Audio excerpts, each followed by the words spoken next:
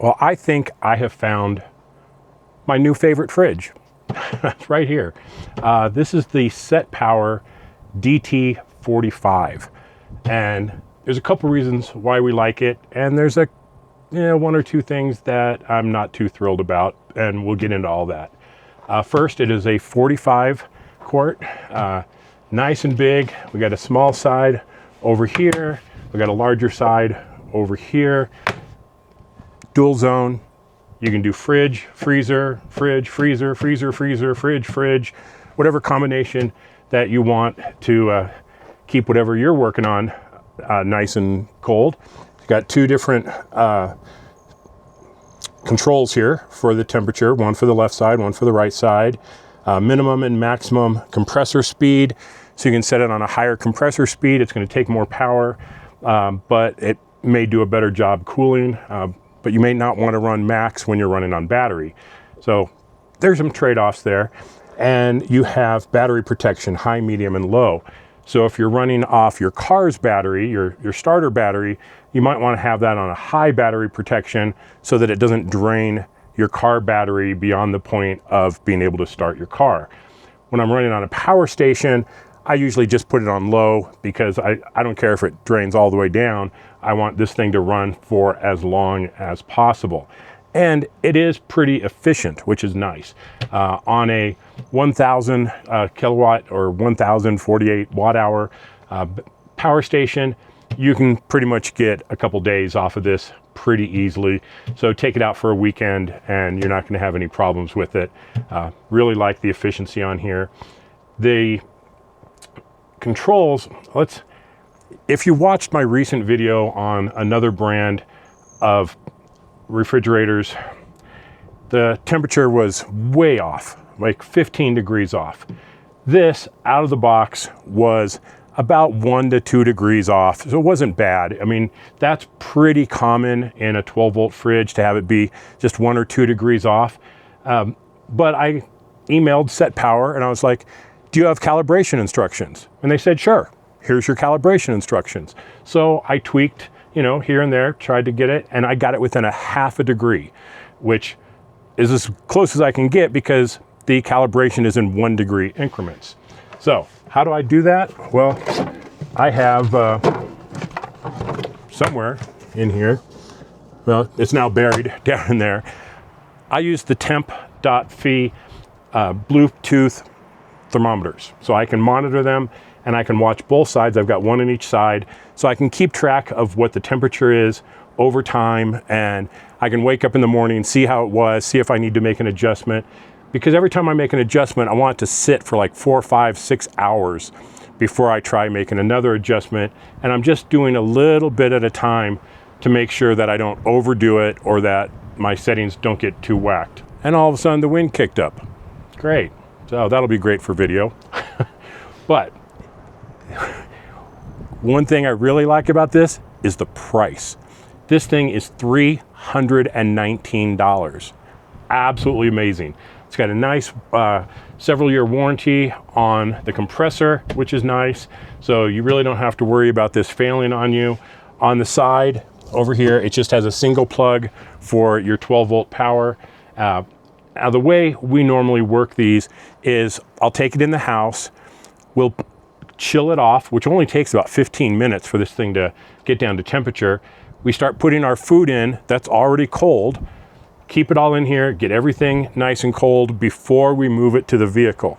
That way we're not putting warm food in here, or we're not putting it in a hot vehicle and letting it try and cool down. We cool it down in the house, so we pre-cool it and get it going there. So a lot of good things about this. I like how secure the latches are. It's been riding in the back of the Gladiator, hasn't had any problems with the lids. But let's talk about a couple downsides. One is the display. It is actually on and you can't see it. I can't see it. And I'm in the shade right here. I wish the display was brighter. However, not a huge deal because it's got a nice app. And with the app, I can go through and set the temperature. Here, I'll show you the app here. So I can control the left zone or the right zone. I've got the left zone at 19 degrees right now just because I wanted to keep my drinks really cold. They're not going to freeze because I'm not going to be out that long today, but I wanted some nice cold drinks. I could switch to the right zone. I see it's at 0 degrees because we have some nice frozen meat in here, and it is keeping it nice and frozen for us. So the display, wish could be improved, but it's kind of standard on some of these Setpowers as well as the Iceco's. It's identical to the Iceco. I think there's some parent company, and this would be kind of their budget-friendly brand versus the Iceco. Don't know that for a fact, but that's what I've heard. But the Setpower brand is really good. Now, I have been using another Setpower refrigerator. I believe it's called the AB16. I'll show you a picture of it. It's a little, it's a very portable. It's like 16 liter, so it's pretty small, but I'll just throw that in the back seat for just going out on the trails for the day. If I'm going back home, handful of drinks, some snacks, lunch, all that stuff fits in there really nice. So when I had the opportunity to get a bigger one for our longer trips, the 45 is definitely the way to go.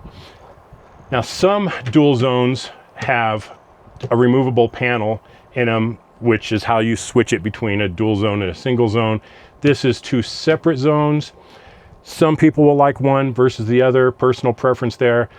I don't really mind either one. Doesn't bother me one way or the other. I don't really have a preference there. This is working really well for us. And like I said, the app is really solid. It works really great. On the sides, let me show you the sides here. Here's the handles. I really, really dislike these handles. I wish it had flip-up handles because all you're doing is grabbing this with your fingertips. It's very uncomfortable, and when it's full of food and it's pretty heavy, that makes it very awkward to carry with it. It does come with a couple little hooks that go into where these screws are on both sides, and that's just so you can run a strap into it to strap it down into your vehicle, to strap it to a slide or something. So that's convenient that it comes with those, because otherwise there'd be no way to strap this down. So the fact that it comes with those and you can use them if you want, that's pretty nice. But the handles, probably my biggest complaint about this fridge, bar none. I wish it was flip-up handles just to make it easier to grip versus this fingertip. But that aside, this thing is rock solid. Absolutely love it. So if you've never used a 12-volt fridge, I will say this is one of the biggest game changers when you're off-roading or overlanding, because having to deal with ice and melted ice and water and getting everything soggy is just so 2000. You know, it is not fun at all. Having an electric refrigerator that doesn't draw a lot of power on the minimum mode or eco mode, it draws about 35 watts when it's running. On the max mode, it's around 50 watts when it's running.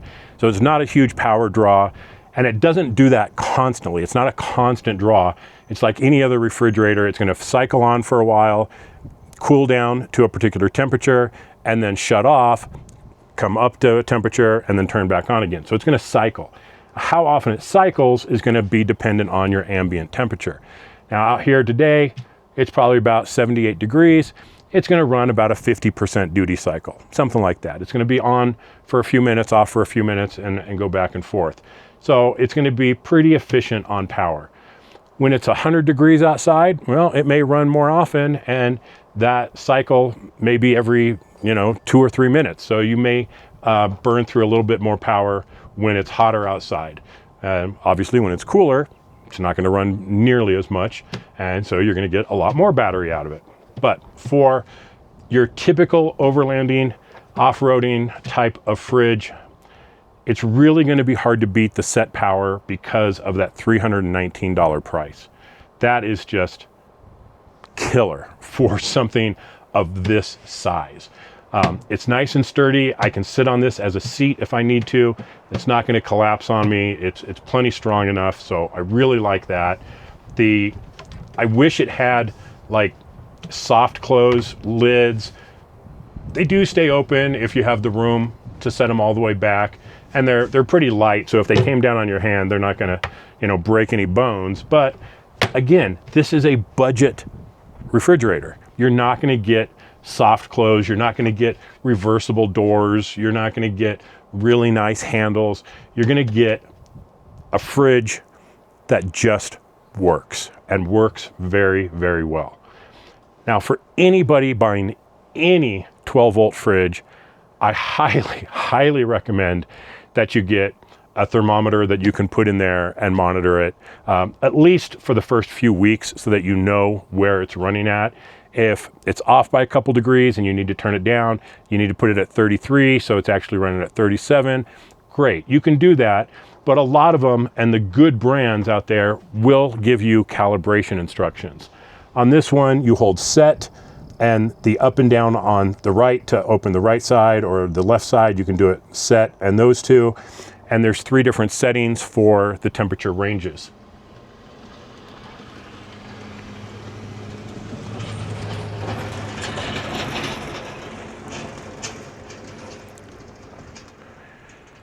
So since it has 3 different temperature ranges that I can calibrate, I went through each of those and just dialed them in as perfectly as I can.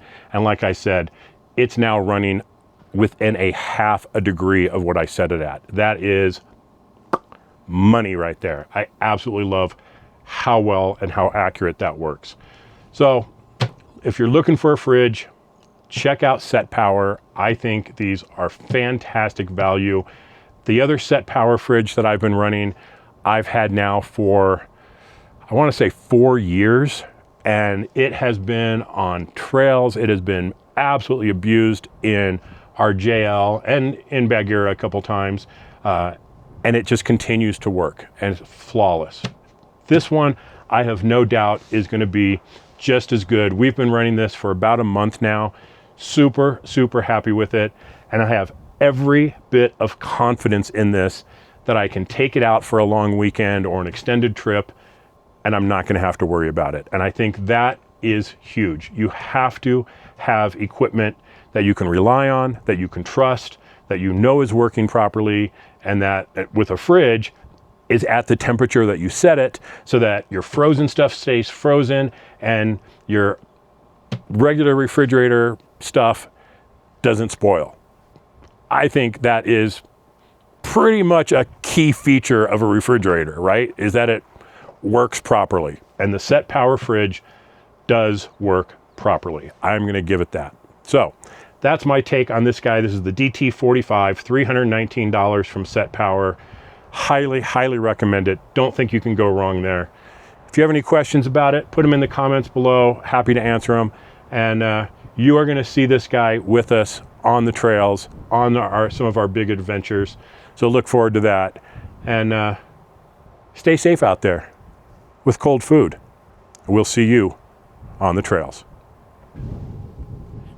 Hey, don't get on me about monsters, right? These are the low carb monsters. So they must be good for you if they're low carb, right? No sugar, they're only 30 calories. So don't rag on me for my monsters. But I do have a pie and I've got meat. So we're good to go.